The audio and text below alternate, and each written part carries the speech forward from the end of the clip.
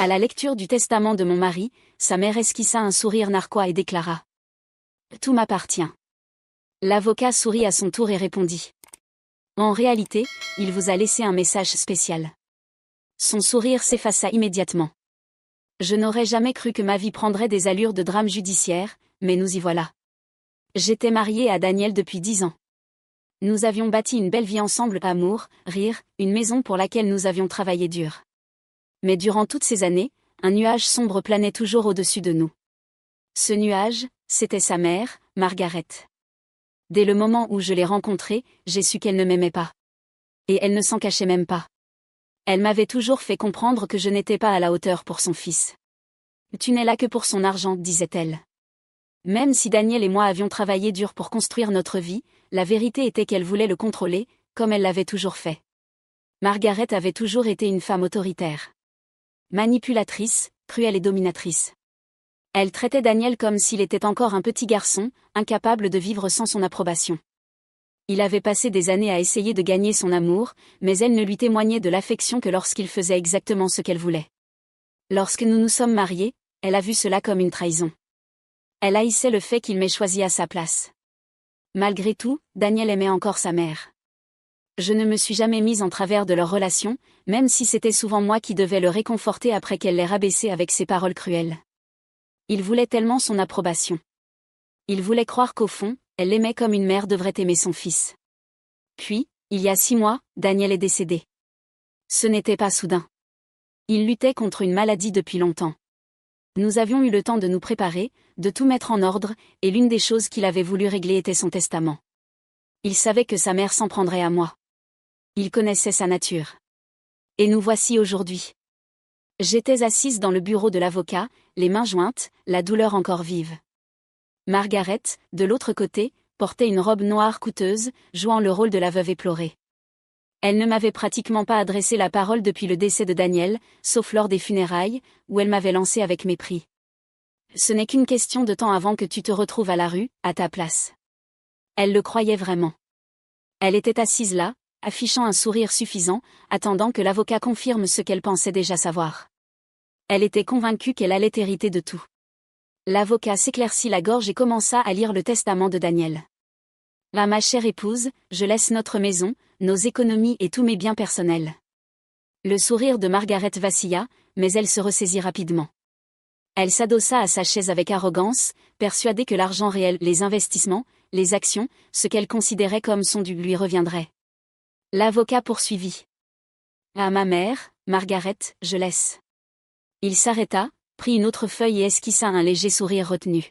« Je laisse ce message personnel. » Margaret fronça les sourcils. « Quoi ?»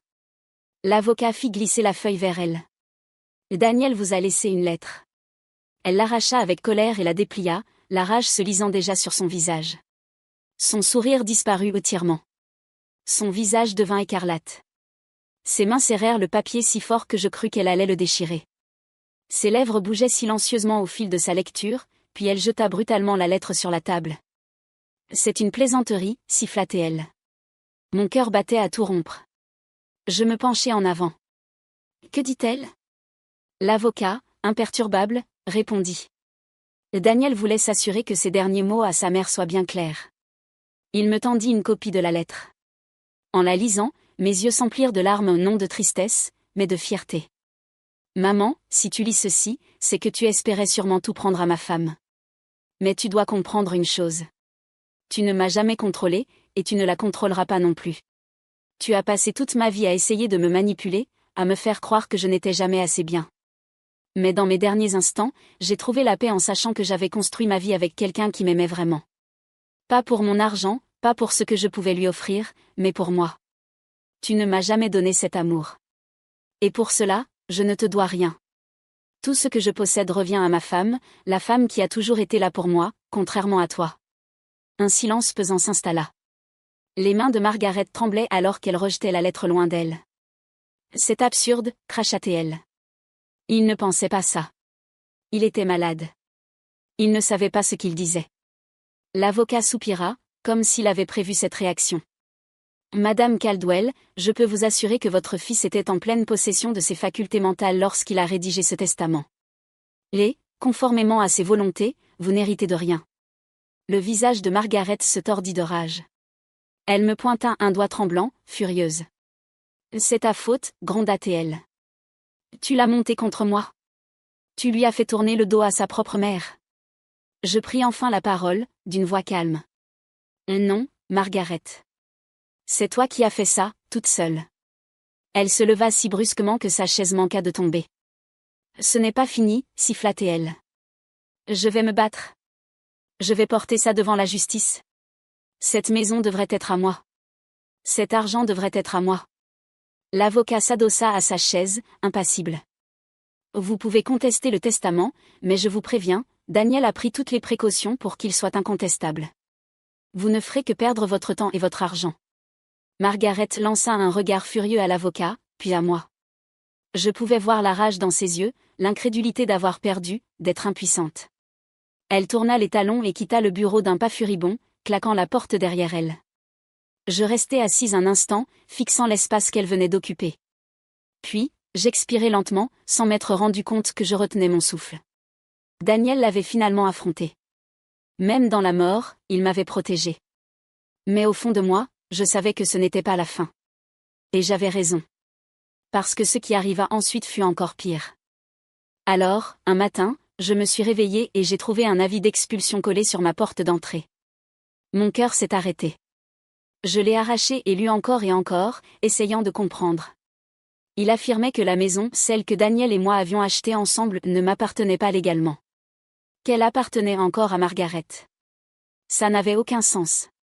L'avocat m'avait assuré que le testament était inattaquable. Daniel avait pris toutes les précautions pour me protéger. J'ai attrapé mon téléphone et appelé l'avocat. Il était calme, mais sérieux. Elle essaie de contester le testament, a-t-il dit. Elle prétend que votre mariage était frauduleux, que vous avez manipulé Daniel quand il était malade. Elle affirme que la maison doit revenir à son plus proche parent de sang. J'ai eu la nausée. Elle n'a aucune chance, n'est-ce pas? Elle peut essayer, a-t-il soupiré. Mais elle n'a pas de dossier solide. Elle s'accroche à n'importe quoi. Mais ça ne veut pas dire que ça ne sera pas un combat. Et ce fut un combat. Elle m'a traîné en justice, racontant des mensonges absurdes, que j'avais piégé Daniel, que j'avais profité de sa maladie, que je l'avais isolé de sa famille aimante. C'était un véritable cirque. Elle a menti sans vergogne, versant des larmes de crocodile devant le juge, jouant le rôle de la mère dévouée cruellement mise à l'écart. Je suis restée là, les poings serrés, les ongles enfoncés dans mes paumes jusqu'à laisser des marques. J'avais envie de hurler, de me lever et de crier la vérité à tout le monde, qu'elle ne s'était jamais souciée de Daniel, qu'elle ne voulait que le contrôler. Mais je me suis tue. J'ai laissé mon avocat faire son travail. Et, au final, le juge a vu clair dans son jeu. L'affaire a été rejetée. Je croyais que c'en était fini. Je me trompais. L'escalade. Quelques jours après la décision du tribunal, je suis rentrée tard chez moi et j'ai remarqué que ma porte était légèrement entr'ouverte. Mon estomac s'est noué. Je savais que je l'avais verrouillée en partant. J'ai poussé la porte lentement, mes mains tremblaient. La maison était sombre, anormalement silencieuse. J'ai avancé, mon cœur battant à tout rompre. Puis, je l'ai vu. Mon salon était saccagé. Les meubles renversés, les cadres brisés, des papiers éparpillés partout. Quelqu'un était venu ici. Je suis sortie en reculant, mes doigts tremblants en composant le 911. Les policiers sont arrivés rapidement. Ils ont fouillé la maison, mais l'intrus était déjà parti. Rien de valeur n'avait été volé, seulement détruit. Ce n'était pas un cambriolage. C'était un message. Je n'avais même pas besoin de deviner qui l'avait envoyé. Mais la police ne pouvait pas faire grand-chose. Il n'y a aucun signe d'effraction. Vous avez une idée de qui aurait pu faire ça? Je les ai regardés, encore sous le choc. Oui. Mais bien sûr, je n'avais aucune preuve. Et Margaret n'en avait pas fini avec moi. Le point de rupture. Les semaines suivantes ont été un véritable cauchemar. Des voitures inconnues garées devant chez moi à des heures étranges. Mes poubelles renversées en pleine nuit. Des fleurs fanées laissées sur mon seuil. Je dormais à peine. J'avais l'impression d'être traquée. Puis, une nuit, quelqu'un a frappé à ma porte. J'ai regardé par le Judas. C'était Margaret. J'ai failli ne pas ouvrir. Tout en moi me disait de ne pas le faire. Mais j'étais fatiguée de me cacher. Fatiguée d'avoir peur. J'ai ouvert. Elle m'a souri. Ce n'était pas un sourire chaleureux. C'était glacial. Tu apprécies la maison? A-t-elle demandé d'une voix douce, moqueuse. Je n'ai pas répondu. Son sourire s'est élargi. Je ne vais pas arrêter, tu sais. Tu crois avoir gagné, mais ce n'est pas fini. Tu m'as pris mon fils. Maintenant, je vais tout te prendre. Quelque chose en moi s'est brisé. Pendant des semaines, j'avais vécu dans la peur. Mais maintenant, en la regardant, cette femme amère, remplie de haine, qui avait passé sa vie à essayer de tout contrôler, j'ai ressenti autre chose. J'en avais assez. Je me suis avancée, réduisant l'espace entre nous. Écoute-moi bien, Margaret, ai-je dit d'une voix ferme. Tu as déjà perdu. Daniel a vu qui tu étais vraiment. Peu importe ce que tu fais maintenant, cette maison, tu ne l'auras jamais. Elle est à moi. Ma vie est à moi. Et toi? Tu n'as plus rien. Tu t'es détruite toute seule. Pour la première fois, j'ai vu de la peur dans ses yeux. Juste un instant. Une lueur. Puis, elle a retrouvé son arrogance. On verra bien. Elle s'est retournée et a disparu dans la nuit. Mais je savais que ce n'était pas fini. Et j'avais raison. Parce que, le lendemain matin, j'ai reçu un appel de mon avocat. Et ce qu'il m'a dit a tout changé. La révélation. Je n'ai presque pas dormi cette nuit-là. Les mots de Margaret me hantaient. Je me repassais en boucle son regard sur mon seuil, sa voix venimeuse, me promettant qu'elle n'avait pas dit son dernier mot. Et elle avait raison. Le matin suivant, mon téléphone a sonné. C'était mon avocat. On a un problème, a-t-il dit d'un ton grave. J'ai serré le téléphone. Quoi encore? Il a poussé un soupir. Margaret vient de déposer une nouvelle plainte. Elle prétend que Daniel avait un testament secret. Un qui lui lègue tout. J'ai failli lâcher mon téléphone. Un testament secret? C'est absurde. Je sais. Mais elle a soumis des documents. Et pire encore. Il a hésité. Là, elle a un témoin. Mon sang s'est glacé. Qui? Un long silence. Puis il a lâché un nom auquel je ne m'attendais pas. David. Le meilleur ami de Daniel. La trahison ultime. David et Daniel étaient amis depuis l'enfance. Il avait été son témoin de mariage. Il avait pleuré à son enterrement. J'avais confiance en lui. Maintenant, il se rangeait de son côté. J'ai composé son numéro immédiatement. Il a décroché, sa voix calme. Trop calme. Salut. Dis-moi que ce n'est pas vrai. Ma voix tremblait. Dis-moi que tu ne l'aides pas. Silence. Puis, il a soupiré. L'écoute, je ne voulais pas être impliqué là-dedans. Mais Margaret a soulevé de bons arguments. Elle dit que Daniel avait changé d'avis avant de mourir. J'ai eu l'impression de recevoir un coup de poing dans le ventre. C'est un mensonge et tu le sais. Elle a un document, a-t-il dit, comme s'il essayait de s'en convaincre. Et j'ai vu Daniel le signer. Je sentais la rage monter. Tu mens. Ou elle te paie pour mentir. Silence. Je savais. Combien? Ai-je chuchoté. Il n'a rien répondu. J'ai raccroché.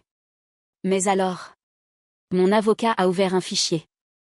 Et là, sur l'écran, Daniel avait enregistré une vidéo. Le coup de grâce. Ses emails, ses dossiers. Et ce que nous avons découvert, c'était explosif. Des transferts bancaires, des documents falsifiés, des pots de vin. Margaret ne s'était pas contentée d'essayer de voler. Elle volait depuis des années. Elle avait vidé l'héritage du père de Daniel, fait transiter de l'argent par des sociétés fictives, blanchi des milliers de dollars. Et David. Il l'avait aidé. Je suis restée là, sous le choc. Alors, qu'est-ce qu'on fait? Mon avocat a souri. On ne va pas seulement riposter. Il a attrapé son téléphone. On les détruit. Le lendemain, nous avons déposé des accusations criminelles. Fraude, vol, conspiration. Margaret et David étaient sur le point d'être engloutis dans un enfer judiciaire. Margaret est venue chez moi une dernière fois. Son visage était blême. Rappelle ton avocat, a-t-elle dit, la voix tremblante. Faisons un accord. J'ai avancé d'un pas, la regardant droit dans les yeux. Non. Et pour la première fois de sa misérable vie de manipulatrice, Margaret a compris qu'elle avait perdu. Margaret croyait avoir du pouvoir. Elle pensait pouvoir intimider, manipuler, tromper, comme elle l'avait toujours fait. Mais Daniel l'avait vu venir. Et maintenant, même depuis l'au-delà, c'était lui qui tirait les ficelles. Les preuves que nous avions découvertes étaient accablantes. Fraude bancaire, blanchiment d'argent, vol d'héritage, transferts illégaux directement liés à elle.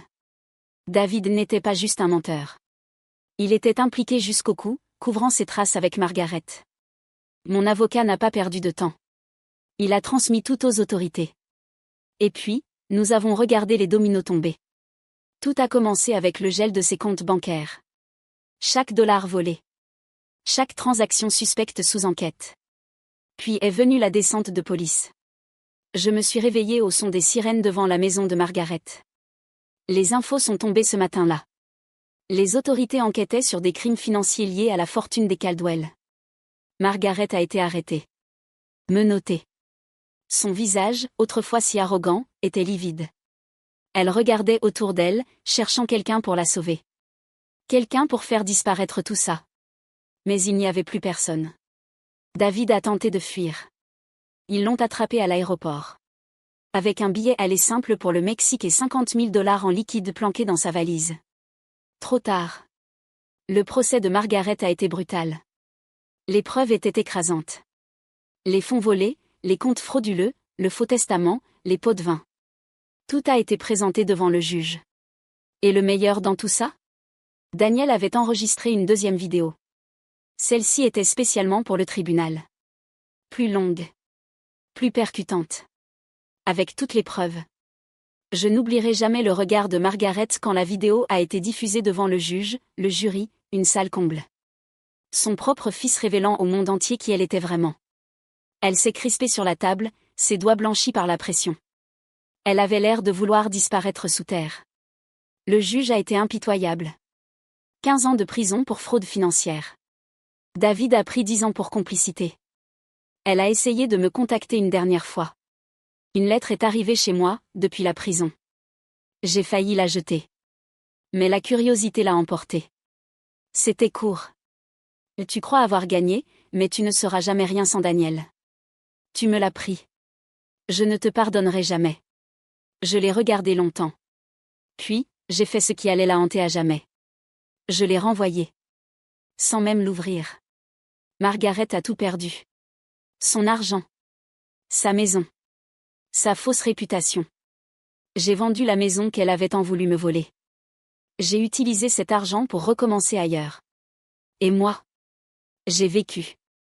J'ai guéri. J'ai avancé. Parce qu'au final, Daniel a gagné. Et c'était la plus belle des vengeances.